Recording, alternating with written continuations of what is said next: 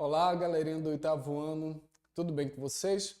Meu nome é Eves Fernando, eu sou professor de ciências e hoje nós iremos começar mais uma aula do EducaPé. A aula de hoje é a aula de número 11. Bora falar sobre o eclipse lunar, só que hoje nós iremos fazer um estudo dirigido. Eu queria começar falando sobre curiosidades sobre a Lua.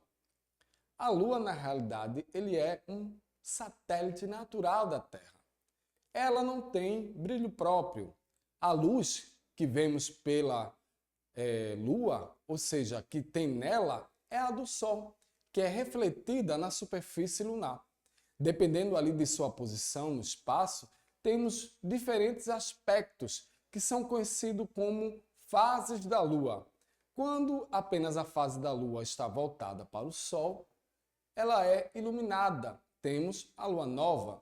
7 dias depois, vem um quarto crescente. Quando o Sol ele bate de frente e ilumina a face da lua que está voltada para a Terra, chegamos à lua cheia. Após uma semana, aparece o que a gente chama de o quarto minguante. E sua luz ela demora cerca de 1,25 segundo para chegar ao planeta Terra. Ao redor da Terra, a Lua ela faz o movimento de translação, que dura cerca aí de 27 dias, 7 horas e 43 minutos. Os movimentos ali de rotação, que é em volta dela mesma, duram o mesmo tempo. Durante o dia, a temperatura é de 100 graus Celsius na Lua. Lá não há chuva nem vento, mas o frio ele chega a menos 175 graus Celsius à noite. Olha só que legal. Durante o dia, ela tem ali cerca de 100 graus Celsius e à noite vai chegar a menos 175 graus Celsius. O diâmetro médio ali da Lua é de 3.476 quilômetros. Chama-se de Lua Azul, a segunda lua cheia de um mês. Sabiam disso? A Lua Azul, que é a segunda lua cheia de um mês, esse fenômeno aí, ele é relativamente raro, ocorrendo a cada 2 ou 3 anos. Como há uma média de diferença de 29,53 dias entre uma lua cheia e a outra, ela pode ocorrer no início e no fim do mês. Só no mês de fevereiro que isso é possível acontecer. O nome ali de Lua Azul, ele foi dado por um astrônomo norte-americano, isso lá no século XIX. Curiosamente, ele não é uma referência à cor azul. A expressão Blue Moon em inglês significa coisa rara. Portanto, diferentemente do que diz a crença popular, a lua azul não tem uma coloração azulada ou um brilho diferenciado. A lua ela tem, na verdade, ali, quando se fala da sua idade, do seu tempo, o mesmo tempo e período da Terra, ou seja, 4,5 bilhões de anos de idade. Ela está a 385 mil quilômetros da Terra. E quando se fala isso, né, de carro, esse percurso, ele iria demorar cerca de 130 dias para ser concluído. É lógico que de foguete esse tempo ele vai diminuir para 13 horas. É lógico que também a velocidade da luz, ou seja, 1,5 segundo. Agora eu gostaria de falar sobre o eclipse lunar. Bora agora falar sobre os eclipses. Acredita-se que em 1503 os navios de Cristóvão Colombo eles encalharam ali na Jamaica. O que foi que aconteceu?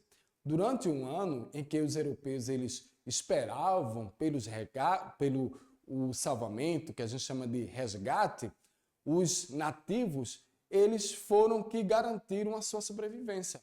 Porém, chegou um momento que os nativos eles cansaram de alimentá-los, ou seja, alimentar ali no caso a questão ali de Cristóvão Colombo, né? O navio e as pessoas que estavam com ele ali na Jamaica. Só que Colombo ele tinha um almanaque a bordo e sabia que um eclipse lunar aconteceria em breve. O que foi que ele fez? Pouco antes do fenômeno, em 1º de março de 1504, ele disse ali aos índios: que seu Deus estava com raiva. Ele mostraria isso naquela noite, ou seja, na noite do eclipse. Quando o nosso satélite ele ficou eclipsado, os nativos eles ficaram com medo e, observando aquele fenômeno, eles prometeram garantir ali a continuação do sustento dos navegantes. É lógico que Colombo disse que o seu Deus iria restaurar a lua. Bom, quando se trata do eclipse lunar, ele vai ocorrer justamente entre a Terra e o Sol. Encontra-se, na realidade, um alinhamento no espaço. Nesse momento, a Lua ela passa pelo cone de uma sombra que é projetada pela Terra e, por isso, ela é escurecida por algum tempo. Todos aqueles que estão ali, é lógico, na metade do globo, que tem visibilidade para a Lua, eles podem observar esse eclipse. Os eclipses que são chamados de penumbrais, ou seja, a superfície da Lua, ela fica levemente escurecida ao atravessar a região do cone de penumbra, que é produzido pela Terra. Eclipses que são lunares e parciais, somente parte da sombra da Terra que é projetada sobre a Lua. Já os eclipses que são totais, toda a superfície lunar ela é coberta pela sombra da Terra. Então, se tratando de eclipses, a gente vai ter os eclipses que são penumbrais, os eclipses que são lunares e os eclipses que são totais. Já o eclipse lunar ele vai acontecer somente com a lua cheia, pois é justamente nesse momento em que ela está completamente alinhada com a Terra em relação ao Sol. Na verdade, podemos dizer que esse fenômeno é algo que é relativamente raro, pois graças ali à inclinação de 5 graus da Lua em relação, é lógico, à órbita da Terra ao redor do Sol, quase sempre a Lua está em cima ou embaixo da sombra da Terra. E eu queria dizer para vocês que quando se fala do eclipse lunar, uma das curiosidades é que os budistas tibetanos, eles acreditam que as boas e más ações praticadas durante um eclipse lunar, elas são multiplicadas por 1000. Olha só que os budistas elas falam, né? Se você está ali num eclipse lunar, for ter uma boa ação, ela vai ser multiplicada por 1000, mas também se for uma má ação, ela vai também ser multiplicada por 1000. Quando o eclipse ele atinge ali a sua totalidade, a Lua ela vai assumir o que a gente chama de uma coloração avermelhada.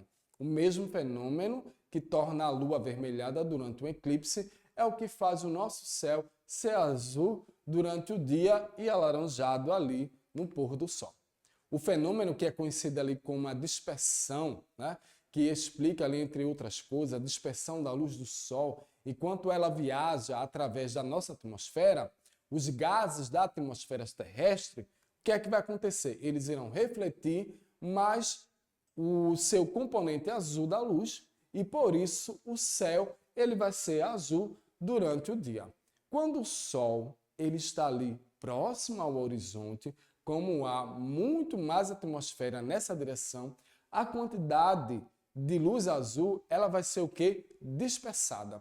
E ela vai ser muito maior ao retirar o azul da luz branca do Sol, que vai sobrar a luz amarela e a luz alaranjada. Bom, aí, falando outra curiosidade em relação à questão do eclipse lunar, a gente vai para os antigos chineses. O que é que eles diziam? Que um eclipse lunar significa que o dragão, que é uma energia solar masculina, estava tentando devorar a lua, que é uma energia feminina. Já de acordo com o mito sul-africano, o sol e a lua eles irão lutar durante o eclipse. Cabe aí às pessoas se unirem e encorajarem os dois corpos celestes a resolver a sua disputa. E se pudéssemos observar um eclipse lunar total a partir da Lua, veríamos a Terra ocultando completamente o Sol, mas ainda veríamos a coroa solar e uma espécie de anel avermelhado em torno da Terra, que é formado pela luz do Sol, que está sendo ali refletido na atmosfera. E é lógico que, baseados na crença de que a Lua ela controla e regula a vida na Terra, muitas tribos ali norte-americanas, elas afirmam que os eclipses que são lunares são um sinal de transformação. Ou seja, para os navarros, por exemplo, essas condições ali, essas ocasiões, elas servem para restaurar o equilíbrio do universo e são celebradas com cantos, com danças e conveniência, ou seja, com as famílias, né? As famílias elas vão estar ali em convivência. É lógico que uma descrição aí do eclipse, quando se fala do eclipse lunar, está também no capítulo 2 da Bíblia e no versículo 31 do livro de Joel, que é parte ali do Antigo Testamento, que fala o seguinte: o sol se converterá em trevas e a lua em sangue, antes que venha o grande e terrível dia do Senhor. Aí, lá na Bíblia, está falando justamente a questão do eclipse lunar. Bom, hoje eu falei para vocês sobre algumas curiosidades sobre o eclipse lunar e também sobre a nossa Lua, esse satélite que é tão lindo e maravilhoso. Eu vou ficando por aqui e a gente se encontra na próxima aula do Educa PE.